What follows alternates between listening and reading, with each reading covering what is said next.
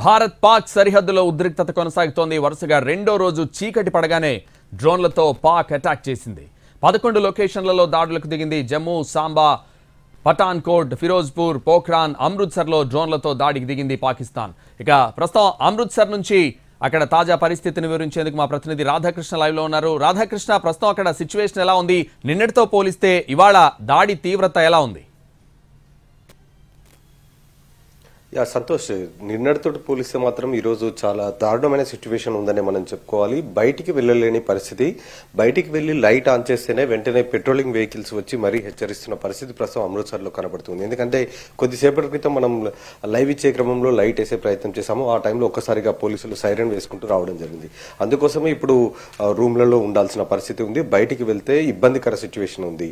బయట పూర్తిగా కూడా బ్లాక్అవుట్ కాబట్టి రోడ్లపైకి ఎవరిని కూడా రానియకుండా కఠినంగా ఈ రోజు మాత్రం వ్యవహరిస్తున్నారు పోలీసులు. అందులో భాగంగానే అమృత్సర్ చుట్టుపక్కల పరిసర ప్రాంతాల్లో ప్రధానంగా పంజాబ్ కు సంబంధించిన సరిహద్దు ప్రాంతం ఏదైతే ఉందో దాదాపు 6 జిల్లాలలో 4 జిల్లాలలో కొద్దిసేపటి క్రితమే పాకిస్తాన్ బలగాలు డ్రోన్ అటాకులు చేయడం జరిగింది. ఇందులో ఫిరోజ్పూర్ తో పాటు అలాగే అమృత్సర్ ప్రస్తుతం మనం ఉన్న ప్రాంతంతో పాటు హోషియార్పూర్ అలాగే గుర్దాస్పూర్ ఈ 4 జిల్లాలలో వరుసగా డ్రోన్లతో అటాక్ చేశారు. ఒక్క ఫిరోజ్పూర్ లోనే డ్రోన్ ఒకటి మాత్రం కింద పడిపోవడంతో 3కి గాయాలు కావడం జరిగింది. మిగతా అన్ని ప్రాంతాల్లో కూడా డ్రోన్లని భారత్ బలగాలు పూర్తి స్థాయిలో తిప్పికొట్టిన పరిస్థితి చోటు చేసుకోవడం జరిగింది. ఎక్కడ కూడా ఆస్తి నష్టం కానీ ప్రాణ నష్టం కానీ ఇప్పటి వరకు కూడా జరిగినట్టుగా మనకు తెలియట్లేదు. ఎందుకంటే పూర్తి స్థాయిలో వాటిని అన్నింటిని కూడా డిస్ట్రాయ్ చేయడం జరిగింది. అయితే ఎక్కడైతే ఈ శకలాలు కింద దొరికాయో వాటిని ప్రస్తుతం ఫోరెన్సిక్ పంపించే ప్రయత్నం చేస్తున్నారు. అసలు ఈ ఏవైతే డ్రోన్లు పాకిస్తాన్ బలగాలు వినియోగిస్తున్నారో ఈ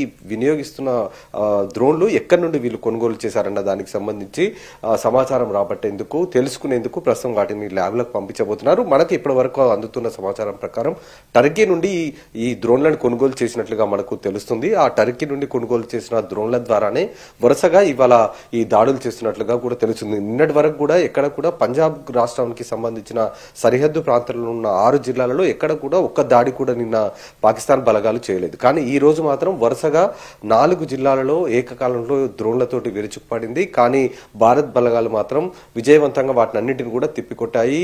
గగనతలంలో వాటినన్నింటిని కూడా పేల్చివేయడం జరిగింది. దీంతో మరొకసారి కూడా డ్రోన్లు అటాక్ చేసే అవకాశం ఉందన్న నేపథ్యంలో ప్రస్తుతం అయితే బలగాలు సిద్ధంగా ఉన్నాయి. ఏ క్షణంలో ఎప్పుడు అటాక్ చేసినా కూడా వాటిని తిప్పికొట్టేందుకు చాలా సిద్ధంగా ఉన్నట్టుగానే మనకు తెలుస్తుంది. అటారు సరిహద్దు నుంచి మొదలు పెడితే మిగతా 5 జిల్లాల వరకు ఈ 553 కిలోమీటర్ల మేర ఉన్న సరిహద్దు ప్రాంతంలో ఏ ప్రాంతం నుండి వాళ్ళు ఎక్కువగా డ్రోన్ అటాక్ చేసే అవకాశం ఉంటుంది అన్న ఆ ప్రకారంగా వాళ్ళు ప్రస్తుతం బలగాలను మోహరించి ఉంచారు.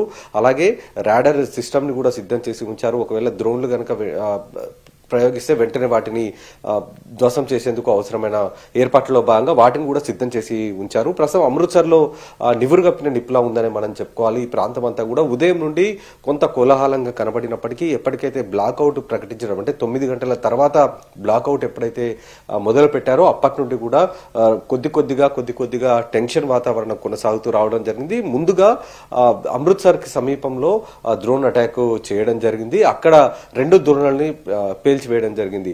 ఆ తర్వాత నుండి వరుసగా 3 జిల్లాలలో ఈ డ్రోన్ అటాక్స్ చేశారు.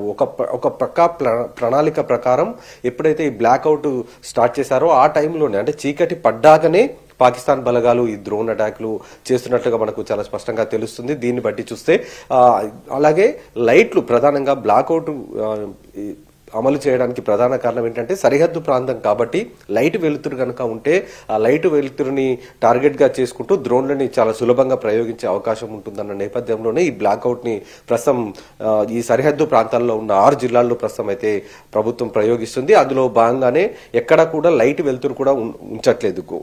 కొన్ని ఇళ్లలో జనరేటర్స్ ఉన్నాయి, అలాగే ఇన్వర్టర్స్ ఉన్నాయి. వాటిని కూడా ఎట్టి పరిస్థితుల్లోనూ వినియోగించకూడదు. ఒకవేళ వినియోగించుకున్నా పూర్తిగా లైట్ వెలుతురు అనేది బయటికి రాకుండా ఉండాలి అనేది కూడా ఆదేశాలు జారీ చేయడం జరిగింది. ఈ నేపథ్యంలోనే బయటికి వెళ్ళలేని సిచ్యువేషన్ నైట్ టైంలో ప్రస్తుతం అమృత్సర్ లో చోటు చేసుకుంది. మొత్తానికైతే నిన్నటితోటి పోలిస్తే ఇవాళకి మాత్రం చాలా టెన్షన్ వాతావరణం అయితే ప్రస్తుతం కొనసాగుతుంది. Santosh. Right, thanks for the updates Radhakrishna.